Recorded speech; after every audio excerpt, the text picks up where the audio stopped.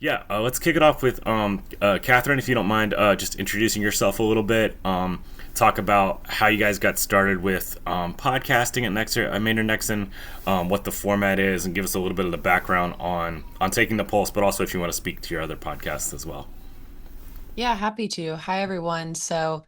Um, like you said, I work for Maynard Nexon. It's a corporate law firm. It's not a hospital or medical space, but our attorneys do serve hospitals, physician groups, life sciences startups, kind of all of that in that industry.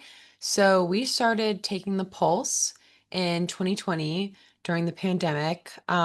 We had some free time and we realized that there was, obviously a lot of stories to be told about the healthcare crisis. So we started talking about kind of the COVID updates. We were inviting frontline workers on the podcast, healthcare CEOs like Lexington Medical Center, and just having conversations about what was happening in its expanded sense. We still have conversations with those sorts of people, but we also invite on, life sciences startups. We just had on Dr. Benjamin, who is the head of the American Public Health Association. So we kind of cover a whole broad range of healthcare and life sciences topics, and it's hosted by our healthcare attorneys. And our setup is kind of unique because we have an in-house communication subsidiary that does PR and crisis work with our law firm clients as well.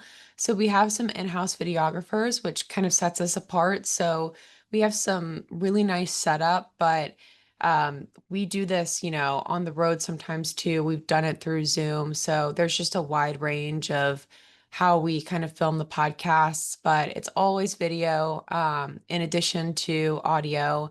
And our podcast initiatives inside the firm have expanded since we also have a employment law podcast and an economic development podcast. Awesome. And Danielle, do you want to talk a little bit more about your podcasting journey? Sure. And I guess I'll say first that I see a lot of familiar names, and I am the Wally's chair. And I will just go ahead and let you know the winners will be receiving emails hopefully next week. So get ready. I know that's the first question. But as far as the podcast goes, my podcast started basically the way I feel like maybe 90% of email or podcasts get started, which is I got together with my friend and we said, hey, people would love hearing us talk because we like talking to each other. So we are both full-time freelance designers, and we spend a lot of time thinking about what would people actually want to hear us talk about versus us just ranting away for an hour on the podcast. And so we looked at similar stories we both had, and both of us have a similar career journey where we, after 20 some years in the business, both decided to leave our full-time jobs, start our own companies, and be completely full-time freelance designers. So we thought this is a good story to talk about. And so we wanted to think about different topics. And then sometimes we have guests on, and I'm sure I'll get into when we have guests, why not to have guests on in this session, but that was kind of how we got started. We do everything ourselves. So this is great if you're thinking about just getting started in podcasting. I have a lot of tips to share. I can talk about the software we use, but we do everything ourselves. So we record everything ourselves. We're editing everything ourselves. So I can get into a lot of the nitty gritty if we want to get into it on this session today. Awesome. So I kind of wanted to hear from both of you first about sort of the more meta question before we get into sort of the nuts and bolts challenges of podcasting. So why start a podcast? What is the strategy content wise behind it? How does it align with the sort of larger organizational goals of your teams? This is we got so we don't have the provider perspective here, but we got Catherine with the 31 different locations, massive law firm, and then we have Danielle, one of one. So kind of running the full gamut here. But yeah, Danielle, if you want to jump in with why you guys thought it dovetailed with your business goals, I guess. Sure, definitely. I think for us, as being businesses of one, we wanted a way to kind of have more content to market ourselves, but we also wanted to kind of share more about what we do. Um, so we thought podcast would be great because now we have all this content that we can use for video, for social, for our websites. And the nice thing about it is all of it's living under Ghost Boss, but we can also use it for Eva Fusaw Creative, and we can use it for Danielle Salley Creative. And so now there's all this multi-use for what we could do, but it also lets us show that we are experts in this graphic design space. And so we want to make sure we're showcasing that. But I love this question because I've also helped clients start their own podcast. And we have to have a lot of these conversations, right? About why do you want to do a podcast? What's your audience going to look like? All these conversations, and make sure they know exactly how much strategy and planning needs to go into it, because I think a lot of people just get really excited about the idea of a podcast and they kind of just jump into it, but there's a lot of planning that needs to go into it before. So but I think for Eva and I, first and foremost, I think for us it's about the marketing side of it and being able to get all this social content that now we can use in hundreds of different ways. Catherine, what was the conversation like for you guys? Yeah, so the main overarching focus is, thought leadership and building the brand. So something that I always talk to the attorneys about, trying to get them to invite their clients on or maybe host one of the episodes themselves, is that this is the easiest way to make somebody that doesn't know you trust you. Um, it's going to be more effective than a print ad or anything like that. It's you sitting there talking about what you know best, whether you're a lawyer or a doctor or what have you. People are more likely to buy from you, whatever that service might be. I compare it to, you know, um, the channels where they're selling products on TV or things like that, and they're demonstrating the value, you're more likely to call. Um, or even today in modern day where somebody tells you about a new restaurant, but you're probably going to go look at their Instagram and see how good the food looks before you actually go. You want to go on and see if people know what they're talking about. So it's really done an incredible job for us for building thought leadership.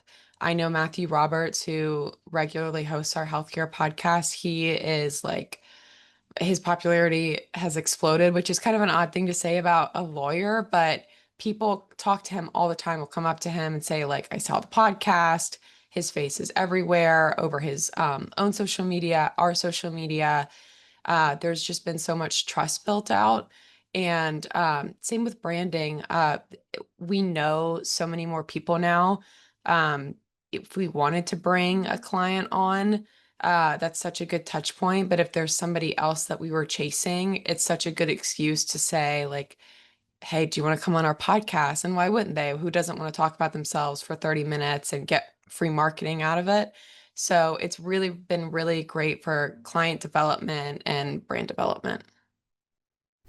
Yeah, awesome. Yeah, I think that speaks a lot to sort of the unique value proposition of a podcast, right? I think you guys both talking about that in terms of just people feeling like they actually have a sense of who you are and what you're about, just spending more and more time with you. It's such a good brand awareness sort of move. I don't want to dive too much into sort of the nuts and bolts strategies, but I do want to touch on that a little bit because that is like one of the logistical questions that a lot of people are going to have once they're trying to start a podcast. What are the biggest challenges? Any recommendations you guys have for getting started in terms of either the technical side, in terms of equipment, production, or in terms of developing that initial content strategy? Go back to Danielle, maybe. Okay. I was waiting for my cue. So for us, again, since I'll tell you about our journey of how we did it. So both of us were members of a co-working place in Columbia, South Carolina, and they have a fantastic studio. So we started doing that. So that they already had all the equipment for us. We just had to plug in our computers. We also invested in some software called Riverside. I think it's I'll put a link in the chat. Such great software if you're getting started with podcasting. It does captions for you. It very easily edits social clips. Um, it also has this wonderful tool that's magic audio. And so if you have guests that show up in AirPods and you click that little button, it suddenly makes them sound like they have a very expensive microphone. So it's fantastic. But we started with that in the studio, and then we moved back because we are both, thank you, Michelle, we are both working moms. And so there were challenges that came into taking the time out of our day to go to the studio, coming back, still trying to run our businesses, still trying to get everything done. So we decided for us, it was easier just to record from home. I say this and just thinking about if you're going to be a co hosted podcast or if you're going to have guests on, it can change the dynamic, right? So when we're both in studio together, I can see her, she can see me, we can feed off of each other's energy.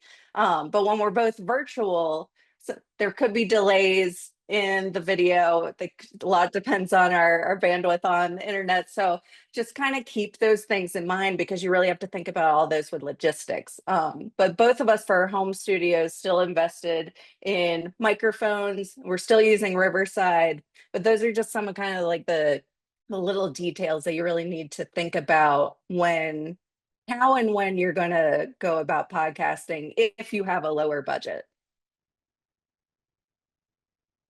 Yeah, I have to say Riverside is great and I highly recommend it to anybody. It will cover all of your bases with you. So, kind of like I said earlier, we have a unique setup with videographers, but you really don't need that. It's very easy to just get on Amazon a nice microphone, a nice light for your computer, things like that if you're going to film through Zoom. Or if you're going to use your iPhone, just get a stand and things like that. It can make it look really good. I think some other things for considering getting started is buy-in. Um, you guys are most likely working with, maybe doctors or C-suite healthcare professionals. And you want to make sure that they understand that there's going to have to be some sort of consistency. And maybe not every single person does every single episode, but before you get started, I would definitely have some real conversations with the people that are going to be on the podcast and say, look, like you need to spend 30 minutes, an hour once a week, once every 2 weeks, thinking about this and doing this. And something that I found is very helpful is that we film multiple at once. So I just put a time block on their calendars, everybody that's involved with the podcast, 3 hours once a month, and we just film, film, film, and then we're done. And they don't have to think about it again. And then I have to keep thinking about it because I have to edit, I have to do the content and release and things like that. But that has been so helpful to actually get things done is to just do a time block and do it all at once. And I think also a consideration is what you guys are going to talk about. Um, Obviously, I am not a lawyer or a healthcare professional. I'm just a marketer. But there has been plenty of times where people are so busy that I'm kind of the one spearheading what are we going to talk about next. I have to be very aware of what's going on in the legal space and in the healthcare space and in the legal healthcare space, to be able to kind of say, like, this is what we should talk about. This is what's going on. Hey, I saw this person. It seems like they kind of know a lot about this certain subject that's trending. So just being aware of what you're going to have to do and making sure that the other people are involved, are aware of what they're going to need to do. Yeah, awesome. And you're not allowed to use the phrase "just the marketer" for the our Chiprams group here. Okay, we're not going to slag marketers. Um, Now, this is kind of a tough question because we don't actually have our provider on, but I do want to think about why it might make sense for the healthcare space to do podcasting. What are the unique challenges and opportunities here? I think you guys both, I've already sort of touched on it a little bit. Well, let's try to unpack that. What are the advantages? What are the opportunities? And what are the challenges for the healthcare space specifically for podcasting? I think Catherine hit it home earlier. And a lot of it is building that trust, especially in today's climate. I think if you can put yourself out there to build trust with your audience, that goes such a long way. And then also just the thought leadership behind it. And I think what's really important before getting started, and I've mentioned it before and I'll keep mentioning it, it's just really thinking about what your audience, defining your audience, but then wondering what are they actually going to listen to? Because so much podcasts that get created, they produce all this great content, but then it's not what they want to hear. And you'll see it a lot more on social media. They're putting all this content out there, you're not seeing the engagement because it's not what your followers are liking. It's not what they want to comment on. So you really have to take that same mindset when you're making your content plan, your production plan, of what is it that my listeners are really going to take home. And so are you going to be more towards the medical professionals, or are you going to focus more on the patient side and really identify who are you targeting right now? But more than anything, again, Catherine said it, I think it's going to be building trust with your audience. Yeah, absolutely. I think one, define your audience and define your goals. That's gonna really help you with what you're gonna get out of the opportunity. And the building trust, it's, if you're a medical practice and what you're trying to do is get more clients, that could be bringing on previous clients that might be willing to talk about their experience with you. That might be just your medical professionals talking amongst each other and kind of explaining certain procedures. Because if I'm shopping around for, something that I need or want done, again, if I see somebody, if I see results, if I see pictures, if I see a doctor that really seems to know what he's talking about, that's gonna, bring me more likely to um, choose them as my service provider. And that's something that we do on our podcast, is that we try and help a lot of our clients, especially during the pandemic when there was a lot of misinformation going around, is saying like, hey, like, giving them the platform to say like, we're doing our best, we're doing this for you, that kind of thing. So your biggest opportunity there is establishing your own thought leadership and trust with your clients, whether they're already your client or thinking about being your client.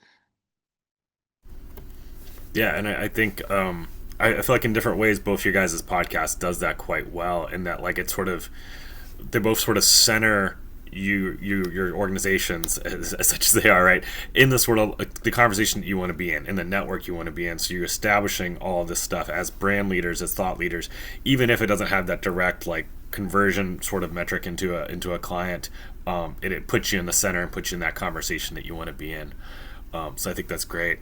And both of you guys have already touched on this, but and I have a little bit of podcasting experiences here at SCHA as well. But the value of a podcast as a driver of repurposing all different kinds of content for social, for blog post, for just like sort of, I don't know, dovetailing with some other sort of marketing strategies you guys are you guys have. Talk a little bit about that and sort of what you've learned or how that's evolved over your podcasting journeys.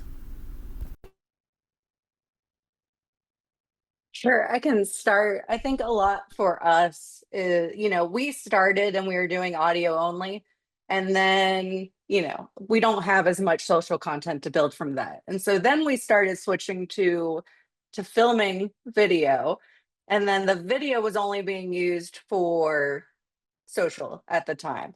And the nice part about that is we kind of decided where is the video performing well and where is it not performing well, and then deciding what our platforms that we're going to post it on. YouTube's a crazy place because YouTube, we have very low subscribers on YouTube right now because we've just started kind of getting going on that. But then we'll get thousands of views on the shorts. I have no idea. But then Instagram will have followers and it might be lower. So it's just a wild, wild west out there in social media land. But the great part is doing all this, you get to see what's landing on what platform. LinkedIn, I'm obviously going to use the content that's more thought leadership focused. But Eva and I, we have a lot of business humor built into our podcasts, and that lands a lot better on Instagram and YouTube. So we really have to think about all of that. But what I love about it is now we have all these little sound bites that we can use in all these different ways. You know, if we want to build out a newsletter in the future, we have the content already to do that. So I think that's really, it's a gold mine when you can have someone, especially when you have a guest come on. And we could talk into that after this one too, but when you have a guest come on, you can get their sound bites too, and the collaboration post and all that. It's amazing how much more engagement you'll get doing that.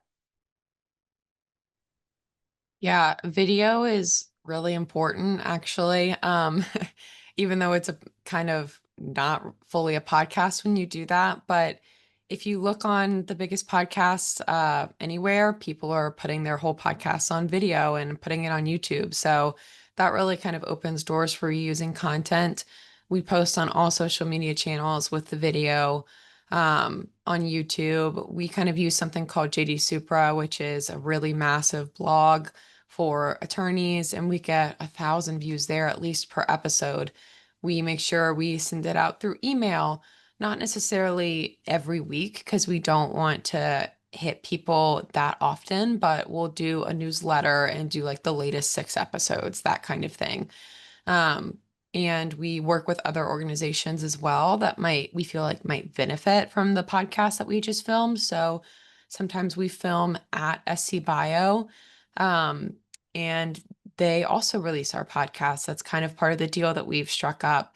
Um, I will take episodes that I think are really informative and send it out to other people and say, like, you might want to send this out to your subscribers. We have an episode coming up where one of our attorneys are really diving into kind of life sciences startups and what you need to do to get started. And we're going to share that with some different organizations, and they'll probably send it out. So, and also, if you're working with other organizations, if you're inviting other people on, they'll usually reshare it too. So, kind of just getting everybody involved. And it's also such a good content mine for making the podcast's hosts kind of, I don't want to say influencers, but I definitely push my lawyers to reuse this content. Like, I don't want it just going out on the Maynard Nexon socials and the Taking the Pulse socials. I want it going out on their socials so they can build their own brand as well.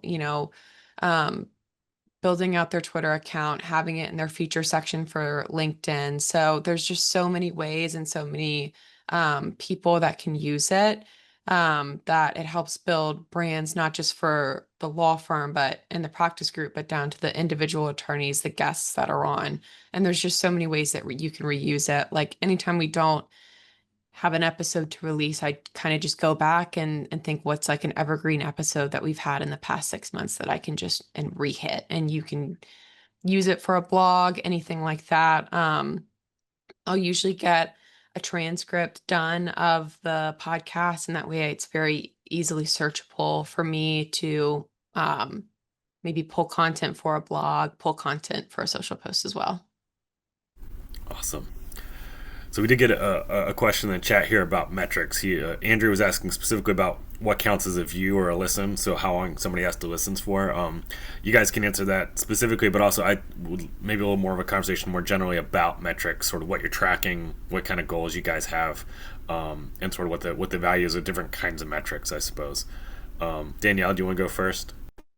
Yeah, and I will say, since we're figuring this out as we go, Andrew. And so because we're graphic designers, this Mm-hmm. isn't what we thought we'd be doing, but we're kind of figuring it out as we go. My personal opinion is I feel like all the platforms have their own kind of analytics, and it's been a little frustrating to kind of see where they align and where they don't align. I will say on YouTube, when I was talking about views, um, what I do like about YouTube is I'll get the listens and I'll see the views on there, but then it actually, if you dive in deeper, it will tell you when they start to drop off.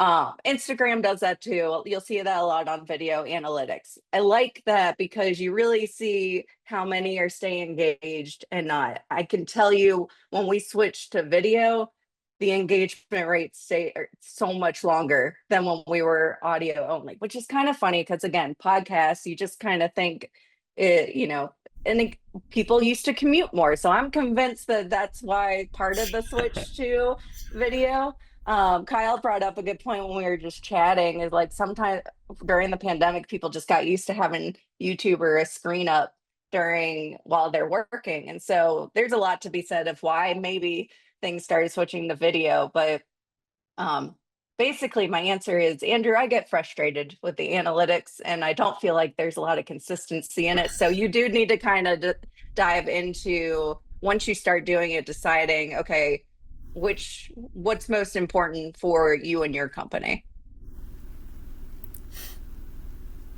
Yeah, so to get technical on the view, I believe that for Spotify, it's 60 seconds. YouTube, I think it's 30 seconds for it to count as a view. But you can see, like Danielle said, on the back end, kind of where listeners peak, where most people are tuned in, kind of where they drop off.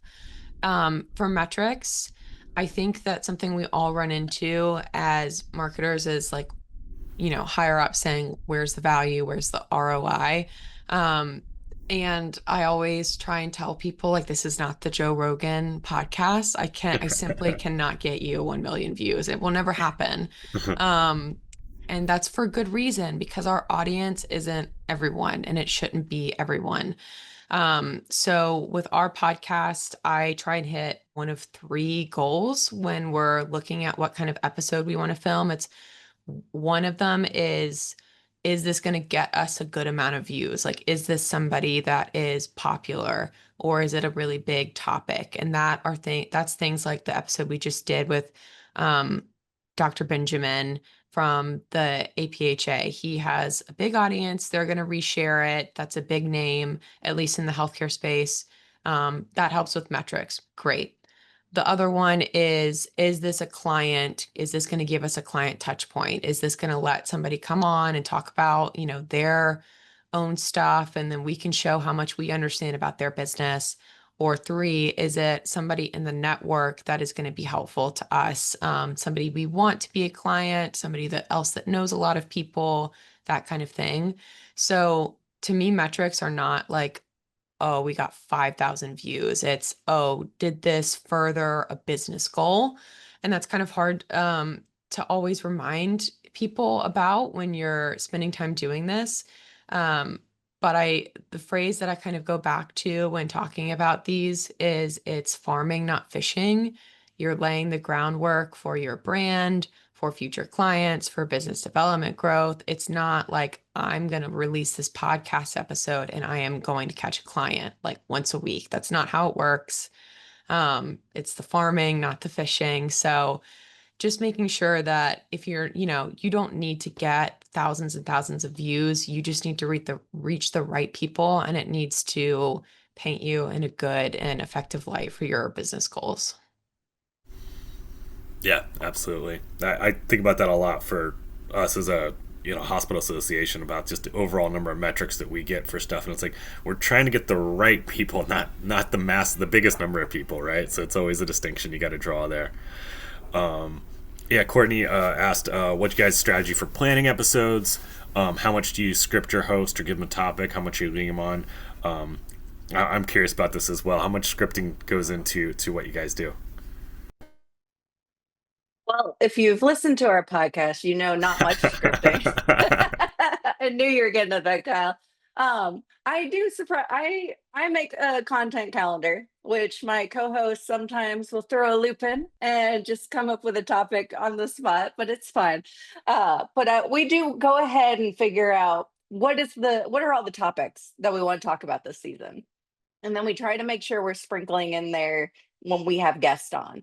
Most of our episodes, it's just Eva and I discussing a one singular topic. And then eventually we started getting guests on. The first season, we didn't have any guests. We wanted to just kind of see how it goes. We wanted to make sure we had all the logistics worked out before we invited guests on. And so by season 2, we had, I believe, 3 guests. that we were able to start bringing them in. And I think Lauren put it in the chat, but having guests is just so much more expanded reach, because you can collaborate with them. They're going to share the content. They're bringing in a whole new audience, right? So if you can have a guest that's maybe has another podcast that's very much aligned with your audience, that's a great opportunity there. So that is how we plan it out. We do, I've been getting better about at least having an outline that we can stick to. Sometimes it's very easy in the podcast world to just start rambling. And so we try to make sure we're at least, staying to script. Because I think what's important with your podcast, it's great to have a script. It's great to have an outline you kind of go off of. But I do think a lot of what people want to hear with a podcast is that casual conversation. And sometimes you can have guests that if it's too scripted, you can tell, right? And then it's like, okay, is this a TV spot or is this a podcast? But I think when you can have that authentic conversation, it goes so far. But we do at least try to make sure we always have a topic, and we try to have an outline for all of our episodes. And then just to add to it, Catherine also mentioned batch recording when possible. It's so helpful. If you can do a couple episodes in one day and then get ahead of yourself, that's just so great when you can do that. Yeah, so for scripting for us, when we have guests on, we usually come up with like 5 or so questions and just let them know this is what we're going to talk about. But we always tell them, like, you could say something and one of our hosts might, go further down that rabbit hole with you.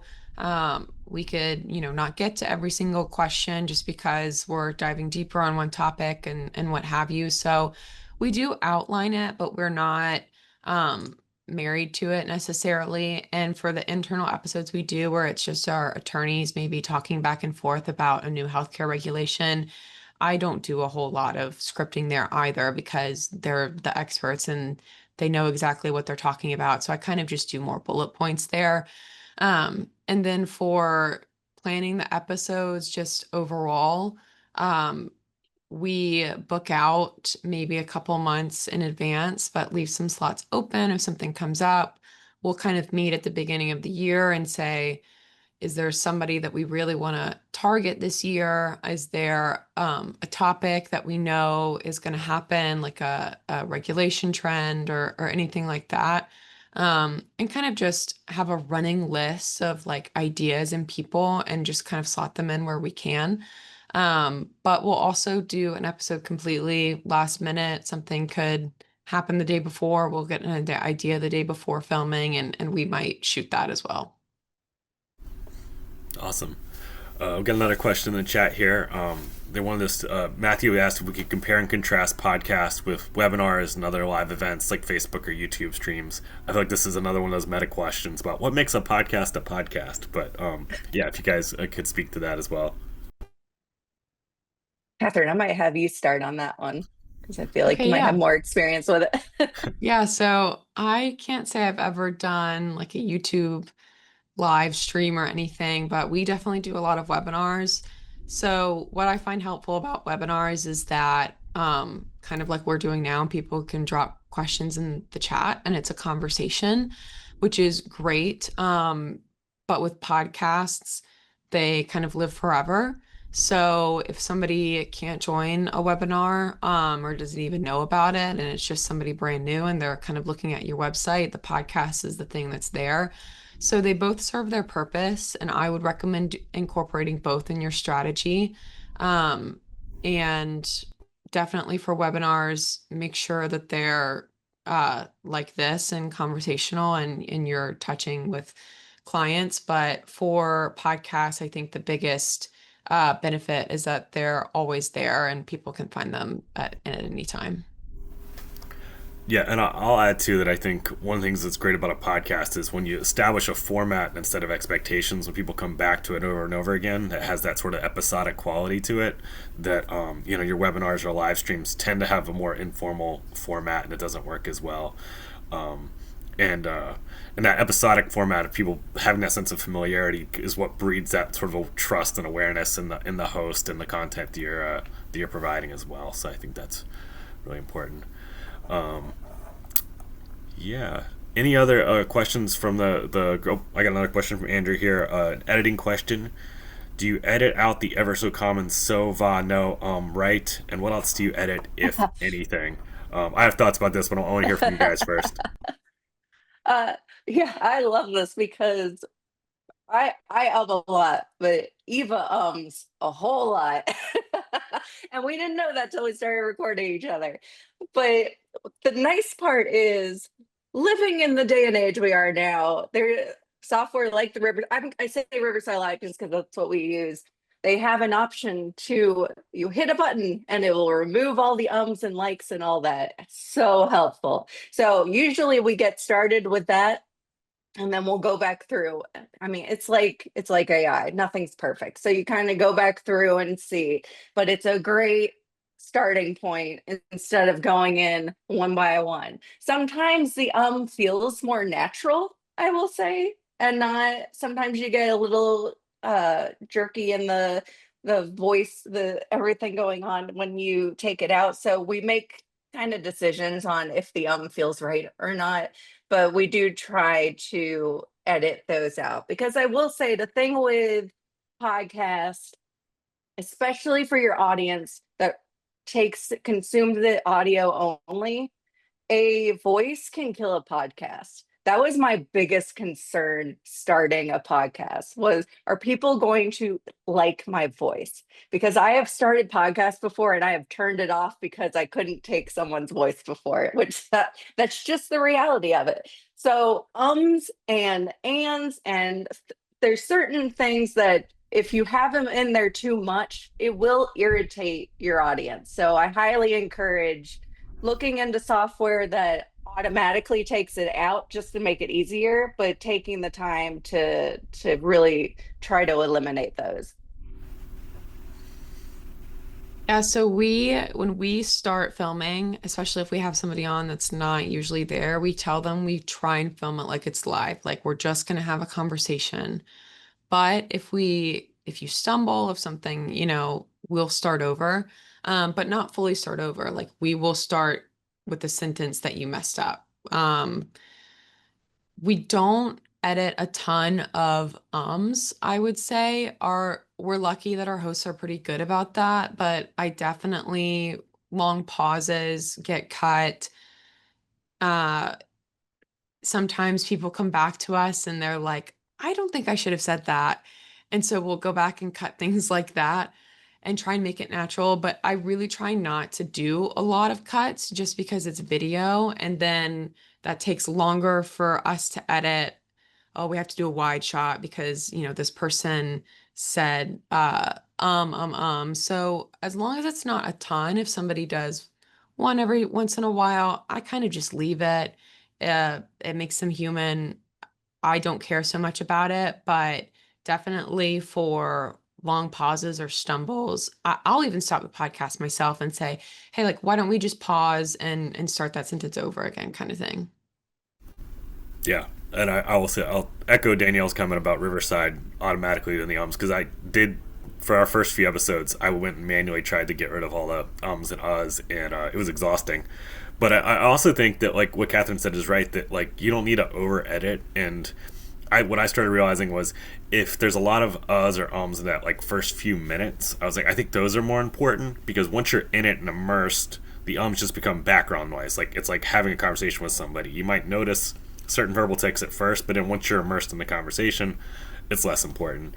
And then obviously for the video stuff, I do think the editing is just a little bit trickier, so you don't want to get through and do like 1,000 little nitpick edits. But yeah, and then Michelle did shout out my SCHA's podcast, which is at scy.org. And it's I think a good example of a podcast that has a very specific purpose where we have a workforce sort of it's a resilience sort of initiative.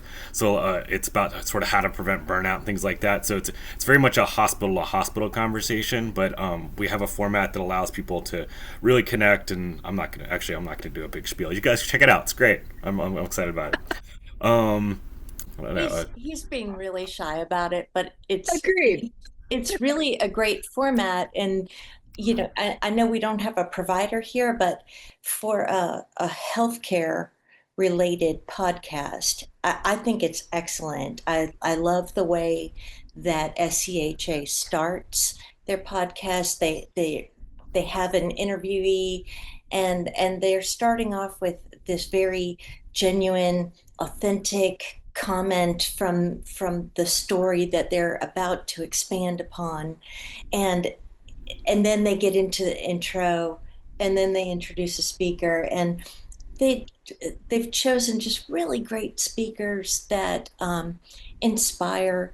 And I really feel like everyone should check it out because I feel like it's engaging for healthcare, um, and is a really good format that I think Yeah. hospitals and Yeah, providers I can. did. I didn't want to do a self pitch, but I will say one of the things that I've loved about the format we use is we ask people to tell their personal story, their why of why they're in healthcare and why it's important to them, and you get these really like profound, moving stories that we start off with that sort of personal, like what's your background, whatever, and that really infuses some of the more like granular, like policy and prescriptive stuff that we're offering at the end.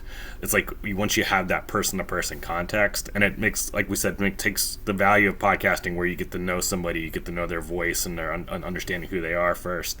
So we're really happy with it. It's been a trial by fire on the production side for me as somebody who, like I was telling Catherine and Danielle offline that I have no real experience in this. I was a college radio DJ, and I know just enough to be dangerous on the Audacity and audio editing stuff. So it's been interesting. But yeah, any other questions or other thoughts from the audience here for Catherine and Danielle?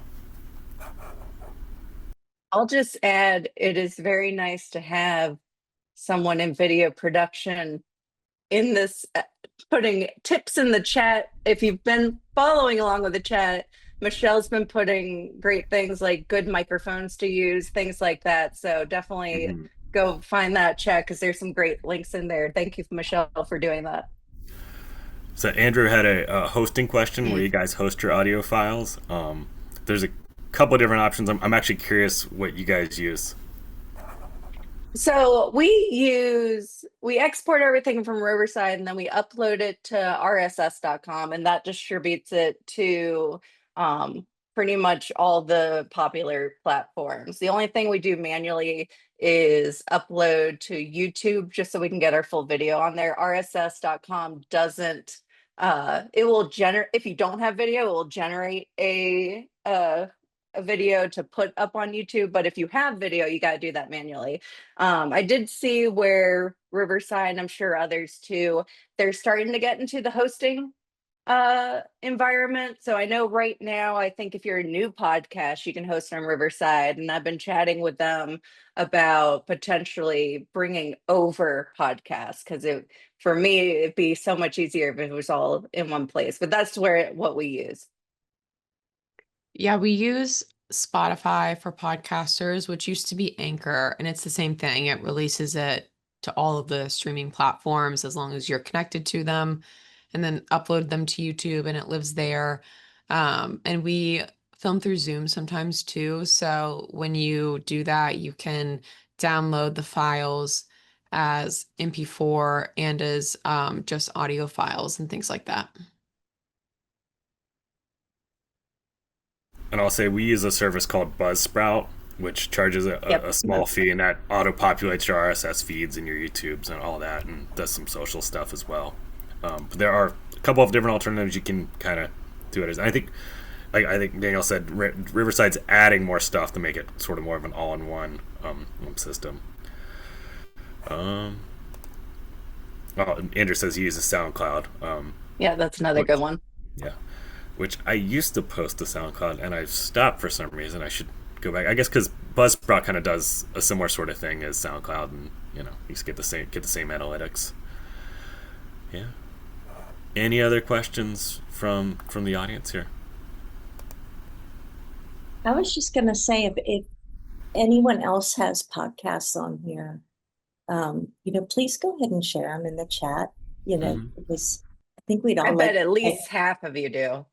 yeah. I think we'd really like to check out each other's podcasts. We learn from each other.